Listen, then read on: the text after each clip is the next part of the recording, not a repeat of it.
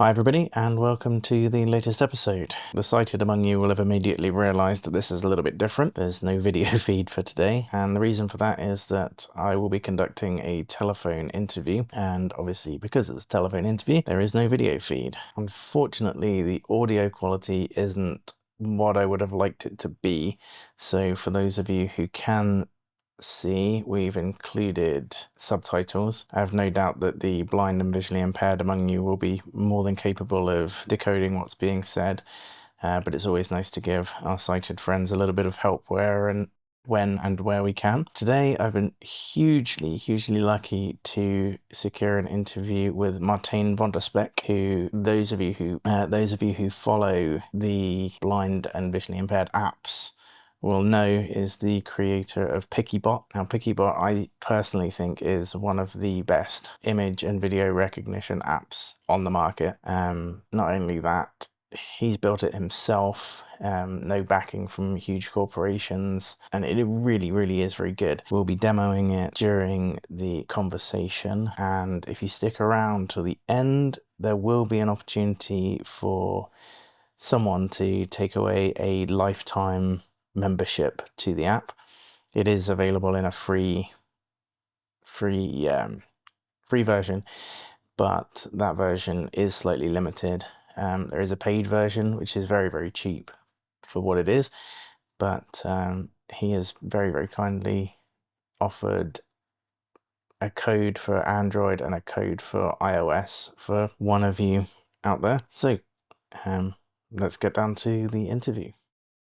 Hi everyone, I'm here with Martijn, the creator of PiccyBot, and we're just going to have a little chat about the app and see how things go from there. So, hi Martijn. Hi Dave, how are you? Yeah, not too bad, yourself? All good here. Excellent. So, tell us a little bit about how you got into app development and why you decided to create PiccyBot in the first... Oh, perhaps I should tell people what... Or I'll let you do that. Explain what it is, the app itself. Yeah, about 12 years ago already, I developed an app called Talking Goggles, and it was one of the first image recognition apps out there. And initially, I didn't even realize that it was of so much use for the blind and low vision users. And then when I started getting the feedback about that, then I realized that it was. It was really a perfect use of what was at that time. It was Google Images recognition. It was an older model, but it kind of works, and it really made a difference. So now, I've been developing apps for many years. Let's say the AI explosion happened about 1.5 years ago, 2 years ago. And at that moment I thought, okay, well, let's have another look at this. And then I came with a few apps, and then I developed the app PiccyBot that really became popular in. Well, it's all relative. It's still a small community, but it is it's a right now it's a popular app, and and I believe that it is so because of it offering just a lot of extra features, and for me also to constantly listen to the feedback given by blind and low vision users, and trying to enhance it further. So that is where we are now. I'm hoping to continue to be able to to increase the functionality and to add more models and to make it even more accessible than it already is. For those of you who don't know, the app itself, you can take a picture or a video within the app or import a picture or a video to the app, and it will give you a very detailed description of what happens in a video, or obviously a description of the photo. Now, up until very recently, video description wasn't really available at all. I believe now Seeing AI has it, but it's still limited to 3 minutes or 2 minutes of video, where PiccyBot now has 5 minutes, doesn't it? Right. And yeah, the difference, yeah, well, it actually, Seeing AI uses a different model to process the videos, and actually they won't listen to the audio in the video, so they will just look at the images. And then based on image recognition, it makes some sense of it. But the thing is that with PiccyBot, if in the audio of the video you mention the name of your dog or the people that are there, then the description will integrate that in the video. So it gives us a lot more, logical description of what is shown in the video. See, I didn't know that Seeing AI doesn't use the audio from the video, because I only read about it working with video yesterday on Facebook. So I haven't tried it out yet. It's also pretty slow, actually, Seeing AI. At least it was the last time I used it, and maybe they have improved it. But PiccyBot is definitely faster than Seeing AI.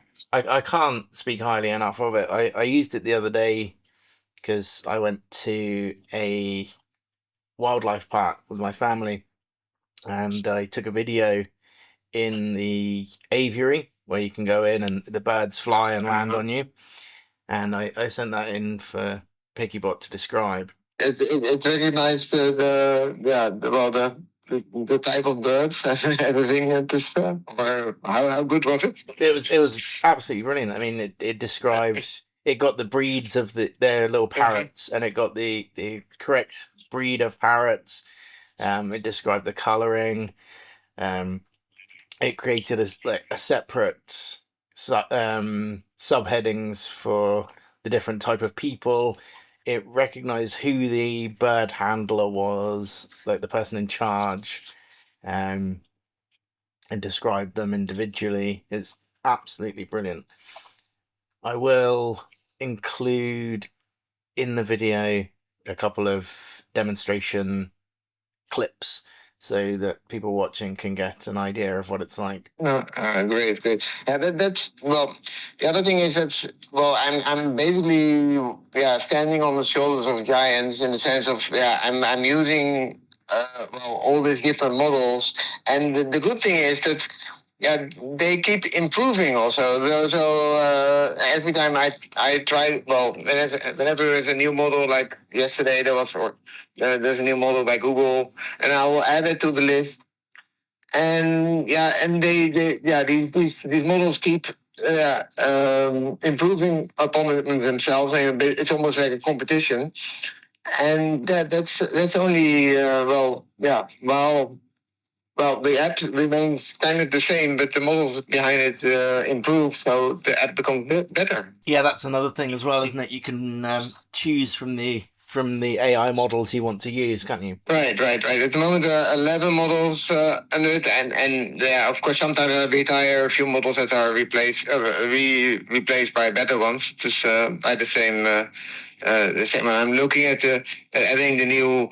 Amazon has now also added a new model, so I'm trying to integrate that in PiccyBot as well. They say it's pretty good. Let's have a look. Is that the AI model that they keep promising will be integrated with Alexa at some point? No, Alexa, they're using Anthropic. So they're having Claude running for Alexa at the moment. But they are also having their own model. So I'm already having Claude in PiccyBot. The new model that is purely by Amazon is not there yet. But it will be soon, I hope. Well, and other things that are there in, apart from the fact that it can do video and in its description it has more a choice of models. It also has multiple voices you can select from. You can also have it work in any language you put on. It's very popular, therefore, in many countries, in Brazil and South America. PiccyBot is very, very popular as well. And the the quality of the description or the length of the description can be selected. That is all for the pro version though. That is I have to maybe take a step back because the free version of the app is just using one model, and it will be a bit limited in that regard, but it's still very useful. This, and if people like it, and a lot of them do, fortunately for me, it is people will upgrade and have the full feature list of PiccyBot. How much is, because it's a lifetime membership, isn't it? It's not a monthly subscription. No. It's a lifetime. It's both. It's it's $2.99 in dollars. It is I'm not sure how it is in pounds. It's $2.99 in $2.99 in per month, or it's $19.99 per lifetime subscription. That's really, for a lifetime subscription. That's very cheap indeed. I mean, I say that I didn't pay for mine, but I certainly would have paid. I would have paid $20 for it happily. It's a really, really good app. It's a pleasure to do this work, and it is it's really rewarding, and it is. I mean, I get so much positive feedback almost daily, but on the end, I do have the running costs for all these models, and I'm managing like this. I won't get rich, but it is it's a good setup, I think, and in this way. Being able to offer this, and I actually feel that the not being a Google or Microsoft or an Amazon who will offer a service, but they will always use their own model. And Amazon is not going to use a Microsoft model because it's the competition. I mean, I can just pick and choose. It's an interesting situation, actually. You have two advantages, I think, that you just mentioned, and that because you're not Microsoft, Amazon, or Google, you can put it out at a much more reasonable price because your overheads are obviously less than Amazon or Google or Microsoft. That's true, but then on the other hand, of course, Google, Amazon, Microsoft will usually like we're seeing AI. They offer it for free. It is there's nothing to be done about that. It is it's good, but I just hope it only will inspire me to stay ahead of the of the big guys and keep improving and keep improving PiccyBot to warrant the thing that you have to pay for the extra features. Yeah, but it is better already, and the thing is as well, you make improvements so fast. When new things become available, they come out almost instantly because... Right. The Google put their last new model out 3 days ago, and it's now in PiccyBot since yesterday already. That's how it goes. It is, and usually that's for larger organizations. They have their procedures, and all good for them. But it will take more time. Yeah. Do you want to talk about what we've been trialing?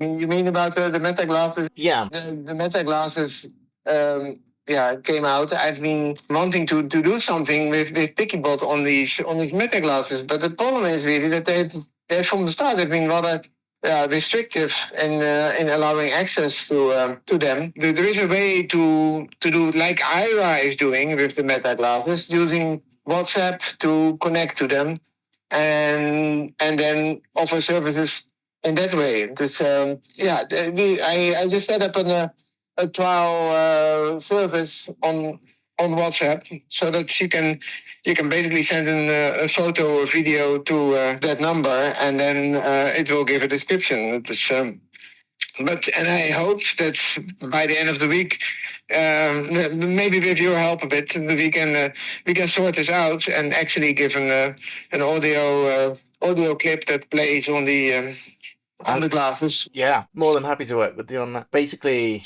yesterday you put this up for me to test. All you do is add PiccyBot WhatsApp phone number to your address book, and then you can tell your Meta glasses to send a video or a picture to PiccyBot, and it will take the picture or the video, and then you get a WhatsApp message back in, I think it's about 30 seconds, which is a fast turnaround, giving you exactly the same description you would get within the app, but through the Meta glasses. Now, obviously, the Meta glasses, depending on where you are and your skill at VPN usage, will give you basic descriptions and read things for you. But this puts the entire functionality of PiccyBot into the Meta glasses as well. But at the moment, there is a limited amount that the glasses will read from a message. I don't know. I think it's probably 150 characters, perhaps. Right.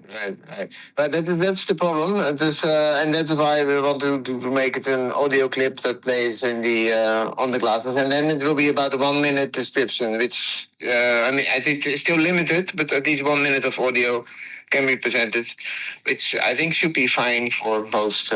If you want more description, you can do it through the app, but for a hands-free thing. That would be, well, it would be great, no? Just having these glasses, you take a video, hey Meta, take a video, and then hey Meta, send my latest video to PiccyBot, and then you get the description. It's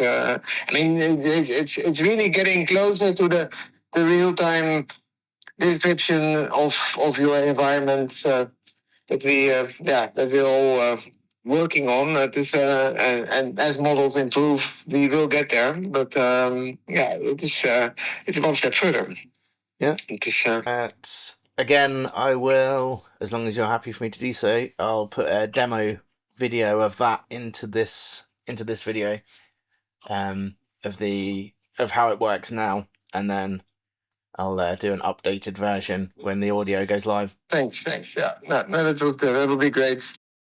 Hey Meta, play the message. We're in a living room. The light is dim. It seems like it could be a winter evening, maybe even Christmas time, because we see a Christmas tree decorated with lights. It's covered in a variety of ornaments. We also see 2 stockings hanging on the mantel, one of which says, "Merry Christmas." There's also a large window with blue curtains behind the couch.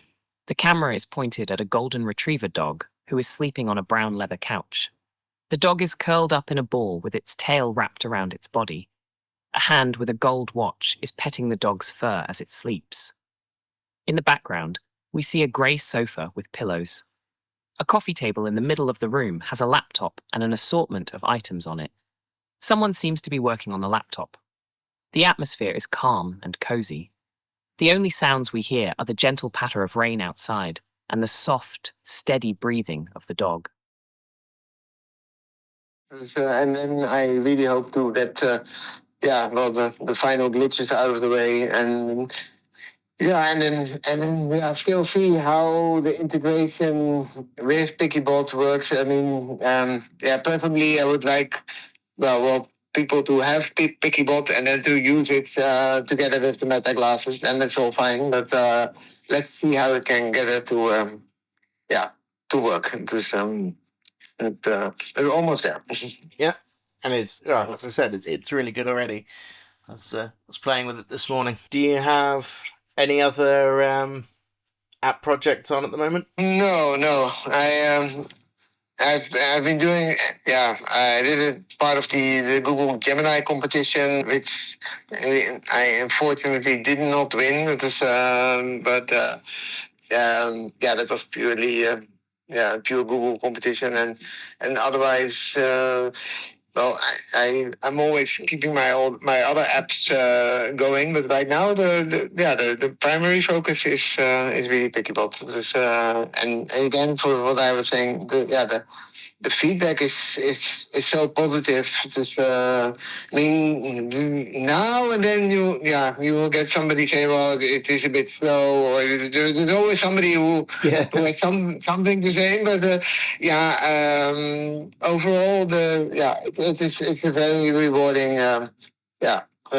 very rewarding work to do. You take people's feedback and you do act on it where possible. Whereas obviously with apps from bigger companies, things have to go through committees, they have to be argued about and watered down. Whereas if something is requested a lot and is possible, you just do it. There's another thing though that is a lot of people are actually requesting me that what can I do about making more descriptive videos about things that are rejected by the large models. It is and that's and I'm also checking if for instance the XAI model, if that is more let's call it censored than other models, then we'll add that as well. I just want to give it as long as people have a choice, they can put it on or off. But it should not be limited. It is I find it a bit odd that basically an organization will tell you, people with sight can look at it, but people who don't can't look at it. Anyone who's used one of these apps will have come across that as a problem. If you like scenes of violence or anything non-family friendly, the AIs will say that they can't describe that. And so if this new model gets around that, and as you said, it's an option you can switch on rather than because it is at the moment it's censorship, as you say. If you can see it, why can't you hear about it? And on other fields that but always the integration with hardware, like with the Meta glasses. It's that's really where really the fascinating breakthroughs are. So I'm also looking at some other glasses. I've got these Vuzix glasses, and I've got PiccyBot running on them, which is they're not so popular and they're a bit more expensive, but they work well. And it's don't really know yet how to take that forward, but I do believe that a good hardware and software integration is what makes the whole thing more fascinating. Actually, it is and the hands-free, being able to get any description at any time is it's really what you all want. You do have a website, don't you? It's a good thing. Actually, at the moment, I have my own website is sparklingapps.com. I'll put a link in the description. Right, but I think by tomorrow I'll put PiccyBot.com live. So that's so actually just go there. It should work by tomorrow. Happy that you that we got into contact and talk about this, because strangely, I mean. I was talking with the guys from Be My Eyes, and they just say, well, it's actually not easy to contact a blind and low vision community. It's because it's all you can't just go and do a Google Ads campaign or something and reach people. It's all clusters of communities. It is that is a particular challenge, because I think that there are a lot more people that could benefit from AI apps that currently have have no idea actually. It is, But you've managed to get in touch with the various blind communities online. That's true. That's true. But still, look. If I think about how many how many people in the world are either blind or have low vision, just and yeah, the still not so many are actually present online of those communities. Unfortunately, of those people. No, that's true. People need to start, I guess, reaching out to places like the RNIB for the UK, and I can't remember what they're called in the States. The organisations that are supposed to spread the word on these things and get it out to people who might not necessarily see them online. I feel that as these different apps become more and more easy to use and far more useful and faster, it's going to become very much like everybody will see the use and even again and for the different languages I just do see that. That communities in different places are picking it up very fast as long as because it is all it all works and sounds in Portuguese or in Hindi or in any language actually. It was actually a Russian YouTuber that was very active on it. But I. Yeah, it's all good as long as it helps people. Just and as long as I can use the latest technology to really contribute to this. I'm very happy to do so. Well, I really look forward to seeing what you come up with next. I think that's probably all for now. But as I said, there will be a code for each operating system for the first person who comments to say that they want it, and I'll reach out to whoever it is and we'll get that sorted. But thank you again for coming on the channel. I really do. I think the work you're doing is amazing.